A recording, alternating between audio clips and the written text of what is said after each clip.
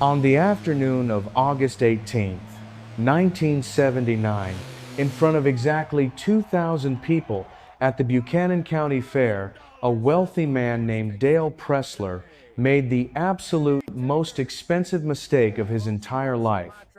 He confidently waved $10,000 in cash right there in front of the massive crowd, betting that his brand new $45,000 John Deere would completely destroy his quiet neighbor's rusty Farmall in the heavy tractor pull finals.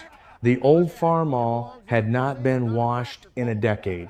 Its red paint had faded to the color of dried blood, and the left fender was held together with cheap baling wire. Everyone in the county thought Eugene Holtz was completely crazy for accepting the massive bet, but they absolutely did not know the terrifying mechanical secret hiding quietly under that rusted hood, waiting to be unleashed on the dirt track today. Let me tell you about these two men, because this incredible story is not just about tractors. It is about deep pride and exactly what happens when an arrogant man with massive wealth mistakes his money for actual worth. Dale Pressler came from what people in the county called old money. His grandfather had bought hundreds of acres during the Great Depression for absolute pennies on the dollar. By 1979, the Pressler family owned over 2,000 acres of prime farmland, and Dale spent his entire adult life making absolutely sure that everyone knew it. He proudly drove a brand new luxury truck every 2 years. He wore expensive boots that cost more than most working farmers made in a month. He sat on the county board and the local bank board, not because he actually cared about helping his community, but because he deeply loved seeing his name carved on brass plaques. Every single time a local neighbor struggled financially or a vulnerable family farm went up for a painful public auction, Dale was always standing right there in the front row with his heavy checkbook and his cold smile, eagerly picking up their broken pieces at a massive discount. Eugene Holtz was completely different. His hardworking grandfather had arrived as a poor refugee and worked 15 exhausting years as a hired farmhand before finally saving enough cash to buy his own small piece of land.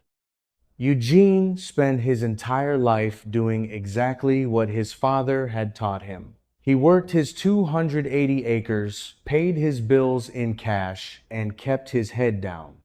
He did not sit on any prestigious boards, and he rarely spoke at public meetings. He simply spent his time in the fields talking to his reliable equipment much more than he talked to actual people. He drove a battered 1961 Farmall that he had learned to plow on as a boy. He kept that specific machine running not because he could not afford to buy a newer model, but because that rusty tractor intimately knew his land far better than he did. When Eugene quietly registered for the open class tractor pull that sunny morning, the registration clerk looked at his rusty machine with deep pity. She gently warned him that he was going up against some serious heavy iron today, but Eugene simply paid his fee and parked in the busy staging area. This is exactly where Dale Pressler enters the story and where the situation takes a deeply frustrating turn. Dale had proudly won the tractor pull 3 years in a row. He fully expected to easily make it 4 with his highly expensive John Deere. When Dale saw Eugene parking his faded red dinosaur near the staging area, he decided he did not just want to win the competition. He actively wanted to publicly humiliate the quiet farmer in front of the entire county. Dale walked slowly around the old Farmall, making a huge theatrical show of examining the rusted metal. He kicked one of the cracked tires, shook his head, and loudly asked the surrounding crowd if the fair was letting museum pieces compete this year. Several younger mechanics laughed. Dale then turned directly to Eugene and confidently offered him a brutal business deal. Knowing that many struggling farmers were watching, Dale smirked and loudly offered to buy the Farmall right there for $500 in raw scrap metal value. He smoothly told Eugene to just take the cash, save himself the intense public embarrassment, and walk away. He was intentionally trying to shame Eugene, trying to prove that old equipment and the men who drove it were completely worthless. Eugene looked at the wealthy bully with an impossible-to-read expression and quietly stated that his tractor was simply not for sale. Dale absolutely hated being told no. Driven by his massive bruised ego and a cruel desire to force the quiet farmer to submit, Dale loudly escalated the situation. He reached into his jacket, pulled out his thick checkbook, and announced the terrifying $10,000 bet. He was absolutely incapable of imagining a world where his highly expensive modern machine did not completely destroy the rusty junk. He truly thought he was trapping Eugene. He had absolutely no idea that he was foolishly stepping directly into an inescapable trap. Eugene simply nodded his head and quietly accepted the legendary challenge while the stunned crowd watched in absolute breathless silence. By 4:30 that afternoon, the heavy open class was finally ready to begin. 15 tractors lined up near the dirt track, including powerful case machines and a modified Massey Ferguson, and Dale Pressler's massive John Deere was the clear favorite to win everything. Eugene's battered Farmall was the oldest and smallest machine in the entire lineup by at least a full decade. The competition operated by elimination, meaning each tractor got one single chance to pull the weighted sled down the 300-foot track.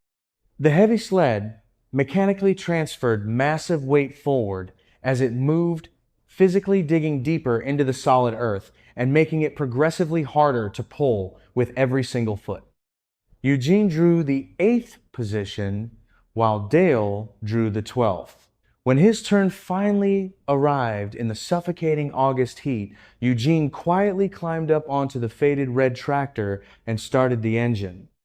It caught on the very first try, emitting a deep, incredibly healthy rumble that immediately surprised a few observant people in the hot grandstands. He carefully eased the clutch out, and the old machine moved forward, taking the heavy chain tied against the sled. For the first 100 feet, it looked like a completely normal pull. But as the heavy sled grew significantly heavier at the 150-foot mark, people started paying much closer attention. At 200 feet, the crowd grew genuinely interested. At 250 feet, almost everyone in the grandstands was physically standing up. The rusty Farmall's engine was absolutely screaming now, producing a massive sound that seemed entirely too big to be coming from such an old machine.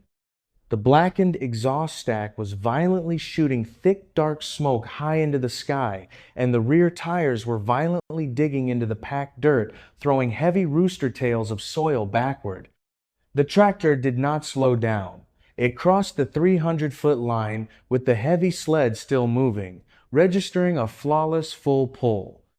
The massive crowd completely exploded, cheering and clapping in absolute disbelief. Eugene simply drove slowly back to the busy staging area like absolutely nothing unusual had happened, shut off the engine, and calmly walked over to the water cooler without looking at anyone. Dale Pressler was standing 20 feet away, and for the first time in years, he was absolutely not smiling. To fully understand exactly what just happened on that dirt track, we need to go back to the freezing winter of 1971 when Eugene pulled the engine apart to replace a cracked head gasket. The standard Farmall 560 was originally manufactured with a reliable six-cylinder engine, safely rated at roughly 60 horsepower. But when Eugene pulled the heavy iron head off his machine, he found something that absolutely did not match any factory specification sheet he had ever seen. The engine cylinders had been significantly bored out to a much larger diameter. The pistons were completely different, heavily forged with a much higher compression ratio, and the camshaft possessed a highly aggressive profile he simply did not recognize. After doing some quiet research and making several phone calls, Eugene eventually discovered the incredible truth. His rusty tractor was actually a rare factory test mule. Back in 1962, International Harvester was actively developing a bigger, much more powerful tractor series to eventually replace the older models. To test their new high-performance designs under extreme physical stress, their brilliant engineers had secretly modified a small batch of standard tractors with heavy prototype components. Most of those highly experimental test mules were completely scrapped by the factory after the rigorous testing was finished, but one of them had somehow slipped through the cracks, ending up at a local dealership where it was unknowingly sold to Eugene's father as a standard used machine. These massive internal modifications dramatically boosted the engine's output from a modest 60 horsepower to something much closer to 90 horsepower. It was effectively a heavily modified racing block, hiding completely undetected inside a faded, deeply dented, and entirely rusty shell. Eugene's hard-working father had never known the truth, simply believing he had purchased a lucky tractor that ran exceptionally well. When Eugene finally figured out the massive mechanical secret, he had never bothered to tell a single soul. There was simply no logical reason to brag about it. The old tractor reliably did exactly what he needed it to do on his quiet farm, and Eugene was a humble man who absolutely hated drawing unnecessary attention to himself. He had kept the terrifying secret of the Iron Beast completely hidden from the entire county for years, right up until the exact moment Dale Pressler arrogantly waved $10,000 in his face and foolishly forced him to finally unleash it today. The finals started at 5:30 in the evening, with the sun getting low and the shadows stretching long across the dirt track. 8 tractors had made the final cut, including Dale Pressler's massive John Deere, and, to everyone's absolute astonishment, Eugene Holtz's rusty Farmall. The track officials added 2,000 extra pounds of dead weight to the mechanical sled. This was where the real heavy competition happened.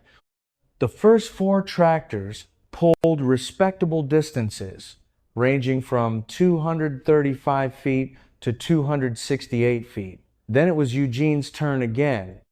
This time, the massive crowd was paying absolute attention from the very start. The old Farmall hooked up to the heavy sled, Eugene gave it throttle, and the engine roared with that same deep, surprising sound as the tractor launched forward. At 200 feet, the sled was getting incredibly heavy. At 250 feet, the Farmall's old tires were aggressively spinning, grabbing, and spinning again in the loose dirt. At 275 feet, it looked like the tractor was finally going to stall completely. But Eugene truly knew his machine. He had been driving it for 17 years, and he knew exactly how much power it had, exactly when to shift the physical weight, and exactly how to keep the wheels gripping the earth. At exactly 287 feet, the Farmall finally stopped with its engine straining and its tires smoking. It was not a full pull, but 287 feet was the absolute best distance of the finals so far. Dale Pressler was up next. He climbed into his John Deere with the supreme confidence of a wealthy man who completely believed he had already won. The expensive 4440 started with a smooth, powerful rumble, nothing like the Farmall's raw, violent scream, but highly impressive in its own modern way. Dale pulled up to the heavy sled, hooked the chain, and confidently waited for the signal. The flag dropped, and Dale hit the throttle hard. The John Deere was pulling incredibly strong. It passed 100 feet, then 150 feet, then 200 feet, effortlessly. The entire crowd was watching in breathless silence, waiting to see if Dale could physically beat Eugene's impressive mark. The green tractor crossed 260 feet, but at exactly 278 feet, Dale's heavy rear tires suddenly lost traction. He desperately tried to recover the pull. He shifted his weight and frantically adjusted the throttle, but the mechanical sled had stopped moving completely. The John Deere was violently spinning its expensive wheels in place, going absolutely nowhere. It was dead at 278 feet, exactly 9 feet short of Eugene's mark. For a long, agonizing moment, absolutely nobody in the packed grandstands made a single sound. Then the massive crowd started to murmur, then to talk, and then to shout wildly. People were eagerly pointing at the scoreboard, pointing at the rusty Farmall, and pointing directly at Dale's pale face. Dale Pressler sat completely frozen in his $45,000 John Deere, staring straight ahead as the humiliating realization finally sank in. He had completely and utterly lost the unlosable bet. The remaining two tractors in the finals both failed to beat Eugene's impressive distance. When the excited announcer finally called the final results over the loudspeakers, Eugene Holtz and his 1961 Farmall had officially won the Buchanan County Fair Open Class Tractor Pull. First place naturally came with a modest cash prize of $500 and a cheap plastic trophy. But Eugene had already won something worth vastly more than that today. He quietly walked over to where Dale Pressler was standing, motionless in packed dirt. Eugene slowly reached into his faded overalls pocket and pulled out a folded piece of paper. He looked directly at the wealthy millionaire and quietly said that he would take his $10,000 now. The entire breathless crowd was watching the exchange intently. Everyone was actively watching the arrogant man who had laughed so hard he nearly choked, who had called Eugene's reliable tractor junkyard scrap, and who had proudly announced his massive bet loud enough for half the county to hear. Now he had to physically pay up in front of all of them. Dale's arrogant face went bright red and his jaw tightened fiercely. For a brief moment, it looked like he might desperately try to say something or do something to weasel out of the humiliating situation, but there were simply far too many silent witnesses. Too many people had clearly heard him make the arrogant bet, and too many people were actively watching right now to see exactly what kind of man he truly was. Defeated and publicly humiliated, Dale reached into his expensive jacket, pulled out his company checkbook, and painfully wrote a massive check for $10,000. He quickly handed it over without even looking directly at the quiet farmer. Eugene calmly took the heavy check, folded it, and put it in his pocket. He did not smile, and he absolutely did not gloat.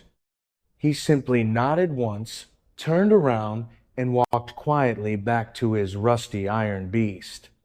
That night, Eugene Holtz became an absolute legend in the county, and Dale Pressler's arrogant reputation started its long, slow, and permanent collapse.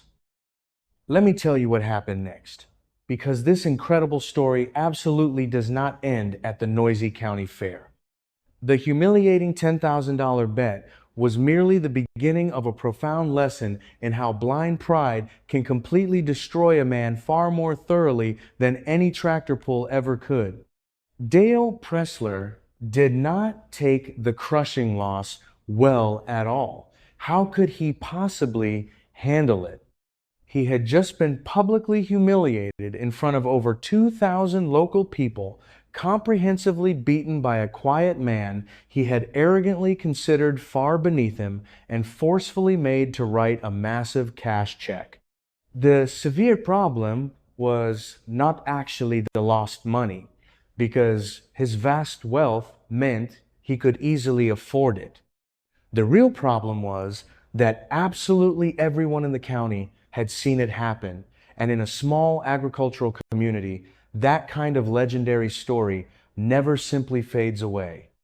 It gets eagerly told and retold at crowded diner counters, local co-op meetings, and weekly church suppers, naturally growing a little bit bigger and more dramatic with every single telling.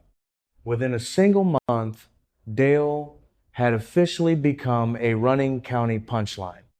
Smiling neighbors would casually ask if he wanted to bet on random things, jokingly wondering if Eugene had a rusty old combine that could beat his brand new one.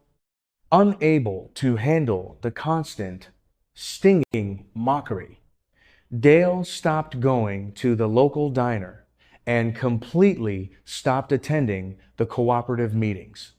He started spending significantly more time hiding in his private office and far less time in public, a dark change that both his worried wife and his observant banker quickly noticed.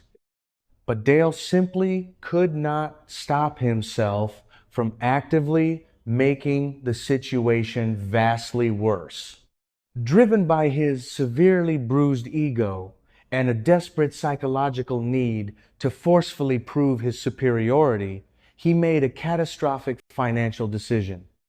In October of 1979, exactly 2 months after the humiliating tractor pull, Dale Pressler aggressively purchased another 400 acres of farmland. He paid absolute top dollar, spending a staggering $2,600 an acre, and he financed the entire massive purchase through the local bank. When confused people asked why he needed even more land, he claimed it was just a solid investment. But the sad truth was that Dale was desperately trying to show everyone that he was still the biggest, richest, and most successful farmer in the entire county. If he could not physically beat Eugene Holtz on a dirt track, he was determined to beat him in sheer acres owned. It was, in retrospect, the absolute worst possible decision made at the worst possible time. The devastating 1980s were rapidly approaching, and with them came the absolute destruction of aggressive farmers who had recklessly bet their entire futures on tomorrow's crop prices. Interest rates suddenly skyrocketed into the terrifying high teens, agricultural land values completely collapsed, and grain prices violently fell right through the floor. Wealthy farmers who had eagerly borrowed heavily against their valuable land during the prosperous boom years suddenly found themselves completely underwater, owing vastly more money than their sprawling farms were actually worth. Dale Pressler had borrowed incredibly heavily, not just for the 400 acres, but for highly expensive equipment upgrades and massive operating expenses. By 1982, his arrogant empire had completely crumbled. He owed the regional bank nearly $800,000, and his rapidly depreciating collateral was barely worth half of that massive amount. Eugene Holtz, on the other hand, carried absolutely no financial debt at all during this time. His hard-working father had paid off the very last of the family's agricultural loans back in 1950, and Eugene had never borrowed a single dime since. He lived carefully, spent his money very carefully, and consistently saved whatever cash he could. When the brutal financial crisis violently hit the Midwest, Eugene simply tightened his belt and quietly waited it out. The $10,000 he had famously won from Dale Pressler went straight into a secure savings account, and Eugene never spent a single penny of it. By early 1985, Dale Pressler was officially facing absolute foreclosure. The bank had sent the final letters, the lawyers had filed the official paperwork, and the once arrogant millionaire was completely out of options. He desperately tried to refinance his massive loans and frantically tried to sell off small pieces of his struggling operation to raise quick cash, but absolutely nothing worked. The bank officially scheduled the massive foreclosure auction for March 15th, 1985, preparing to sell off everything Dale's grandfather had originally built. The stage was finally set for the ultimate devastating reckoning, a dark day that would permanently alter the entire landscape of Buchanan County forever. In March of 1985, exactly 3 days before the massive foreclosure auction that would destroy the Pressler family legacy forever, Eugene Holtz drove his rusted truck up Dale's long paved driveway. He found the once arrogant millionaire sitting in his quiet living room, looking completely defeated and 10 years older. Dale fully expected Eugene to gloat, to finally take his cruel revenge on the man who had mocked him. Instead, Eugene sat down, took off his worn cap, and offered an incredible lifeline. He calmly offered to pay off Dale's entire $380,000 bank loan in pure cash. In exchange, Eugene simply asked for the deed to 600 acres of the original Pressler land, intentionally leaving Dale with a massive 1,600 acres, his house, and all of his remaining equipment. A completely stunned Dale asked him why he would ever do such a generous thing after being so viciously insulted. Eugene quietly replied that his hard-working father had taught him that a man is measured entirely by what he gives back to the world, not by what he relentlessly takes from it. The $10,000 bet was never actually about the money. It was always about demanding basic respect. Eugene saved his neighbor's farm, and in the process, he permanently humbled Dale Pressler, turning the wealthy bully into a quiet, careful man who finally learned to respect the old ways. To truly understand why Dale's expensive modern tractor lost that day, we must look deeply at the fascinating mechanical engineering behind 1960s factory test mules. When International Harvester engineers wanted to discover the absolute thermodynamic limits of their cast iron engine blocks, they did not just tweak the fuel mixture. They aggressively bored out the solid steel cylinders to maximize the total physical displacement. They dropped in heavily forged pistons to drastically increase the internal compression ratio, and they installed highly specialized, aggressive camshafts that fundamentally altered the engine's breathing rhythm. This extreme hidden engineering transformed a standard 60 horsepower utility tractor into a highly volatile 90 horsepower pulling beast. Dale completely relied on his tractor's heavy weight and its modern electronic conveniences. However, Eugene relied on a highly modified experimental racing block that possessed vastly superior raw torque at the lower RPM range. It is a brilliant lesson in mechanical physics, proving that a high compression iron beast will always outpull a heavier, modern machine. If the experienced operator knows exactly how to perfectly manage the traction and the friction, the unforgettable story of Eugene Holtz and his rusty test mule is a timeless, powerful reminder that you should never judge a machine or a man simply by the faded paint and the heavy rust on the outside. What truly matters is the undeniable, unbreakable power hiding inside the heart. If you deeply respect these incredible stories of forgotten mechanical engineering, raw agricultural history, and the unyielding value of the old ways, please take a quick moment to subscribe to the channel and join our growing community today. Please note that while the fundamental mechanical principles of factory test mules and the devastating historical reality of the 1980s farm crisis are entirely factual, this specific narrative has been carefully dramatized and creatively fictionalized to honor the enduring spirit of the American farmer.